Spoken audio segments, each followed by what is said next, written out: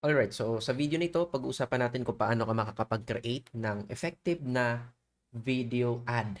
Okay? So merong 4 part ang isang video ad. Una ay ang attention, ikalawa ay struggle, ikatlo ay success, at ikaapat ay call to action or CTA. So here's an example of attention. So piplay natin itong video na to para makita mo paano ito nag-grab ng attention. So ito yung number 1.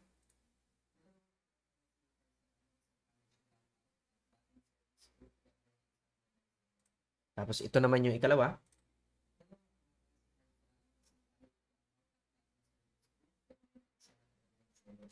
So kung mapapansin mo, dun sa dalawang video ad na yan, di ba?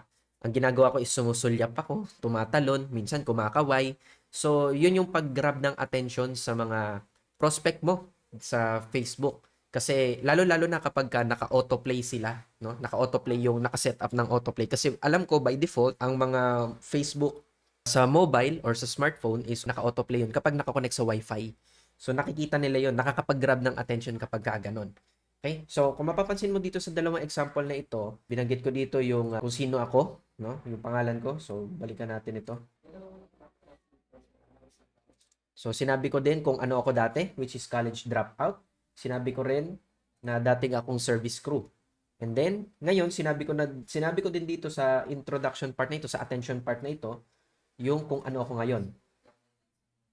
So, ngayon, pagdating dito sa pag-create ng iyong video ad, is I recommend, sa halip na sabihin mo na isang online seller, palitan mo siya ng isa ng negosyante. Okay? Yun na lang palitan mo. Mas maganda yun kasi mas nakakapag-build ng curiosity kung anong klaseng negosyo yung ginagawa mo. Okay? Unlike sa online seller, alam nila ng online selling. So, possible yung mga ayaw sa online selling, hindi sila ma-attract dito sa iyong video ad. So, gawin mo na lang na negosyante. Sa halip na sabihin mo na isa na ngayong online seller, gawin mong isang negosyante. So, yun yung part na pag-grab ng attention. Kasama na dyan yung introduction mo, ano yung pangalan mo, full name mo. Dapat yung first name, last name mo lang. Katulad ko, kung mahaba yung pangalan mo, kasi may second name pa ako eh. Ang full name ko is Carl Nelson. Okay? Carl Nelson Serrano. So, may second name pa ako na Nelson, pero ang ginagamit ko lang is Carl Serrano para mas madaling maalala. Okay? Ganon din yung gawin mo kung ikaw may second name pa, may third name ka pa. Gamitin mo kung alin yung yung pangalan mo na mas marami nakakakilala sa'yo so far. So, sa akin, hindi naman ako kilala bilang Nelson, kilala ko bilang Carl. So, Carl Serrano yung ginagamit ko. Then, ano ka dati? Which is sinabi ko dito, dating service ko tsaka college dropout. At ngayon ay isa ng negosyante. So, yan yung part na attention. So, ngayon, next naman is struggles.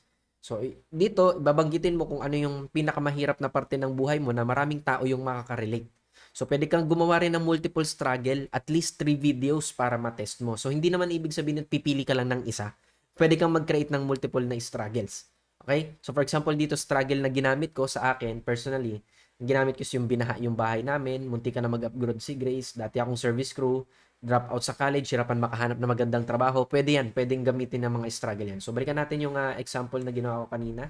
So, play natin ito.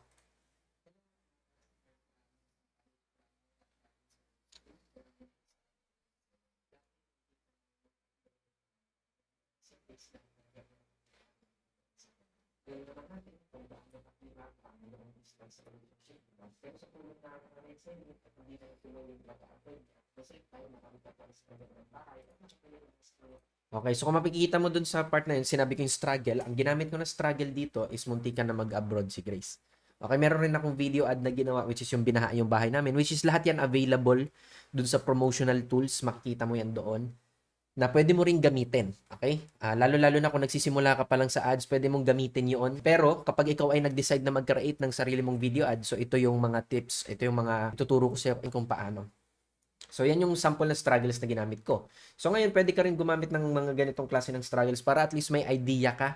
No? Para sa general market, pwede mo sabihin nakakabayad na sa utang, nakakadagdag sa pagpapatayo ng bahay ko. So, success na pala yun. Okay, dito sa struggle, pinag-usapan natin kanina. So, dito pagdating sa success, nagsimula na makapagpatayo ng bahay, hindi ko na problema yung bayarin buwan-buwan. So, ito ay mga ideas lang. Okay, mga ideas lang ito. Kung meron ka dito na sumakto sa sitwasyon mo, pwede mong gamitin yon. Pero kung sakaling wala, mag-isip ka ng idea na kahit small success lang, hindi naman kailangan na kumita ka na ng milyon-milyon, 'di ba? May mansion ka na, may sasakyan ka na, hindi naman kailangan yung mga ganon. No, kahit yung mga small successes that is good, lalo-lalo na kapag maraming makaka-relate na tao, katulad niyang nakabayad na sa utang. 'Di ba? Maraming makaka-relate niyan. may pangtustos na buwan-buwan sa maintenance ng magulang or whatever man ang pinantustos mo sa buwan-buwan, nabibili mo na yung bagay na gusto mo ng paunti-unti. So, hindi mo kasi pwedeng gayahin yung ginawa ko dun sa video na ginawa ko kasi dun successful na talaga ako. Pero dito, ang pwede mong gamitin is yung mga small success. Okay, para sa general market, nabibili ka na yung mga bagay na gusto ko ng paunti-unti. Gagawin mo lang siyang dramatic.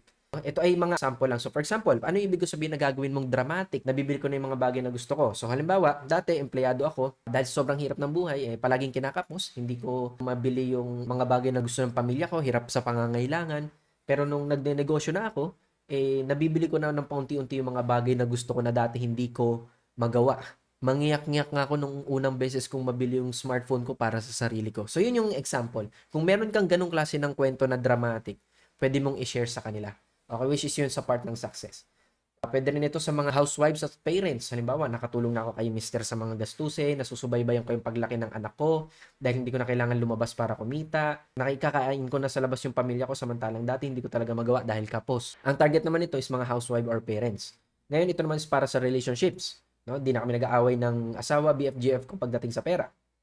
May pang-date na kami. Nabilhan ko na yung asawa ko ng mga bagay na gusto niya. Nakakapagbakasyon na kami. So, kung ang target mo is yung mga nasa in a relationship, which is nata-target yan sa loob ng Facebook ads. Success para sa mga OFW. Nasusubaybayan ko ng paglalaki ng mga anak ko dahil di ko na kailangan mag-abroad para kumita. Palagi ko nakasama yung mga anak ko sa birthdays nila. Nakakapag-for good na ako sa Pilipinas. So, para naman sa mga students, hindi na ako humihingi ng allowance sa magulang ko. Kung yan ang target mo, mga students, nakakapagbigay na ako sa mga magulang ko.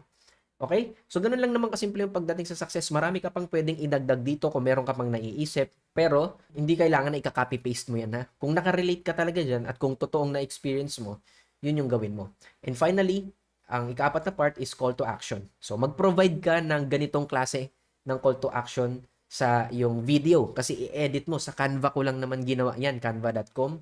So, gawa ka ng ganyan kasi magagamit mo yan sa lahat ng klase ng video ad mo, lalo na in the future. So, magpo-provide na lang ako ng button sa ilalim para sa script ng call to action. Okay? So, kung sakali hindi mo masyadong naintindihan itong lesson na ito, balikan mo lang para maulit mo siya. Make sure na implement mo yung mga natutunan mo.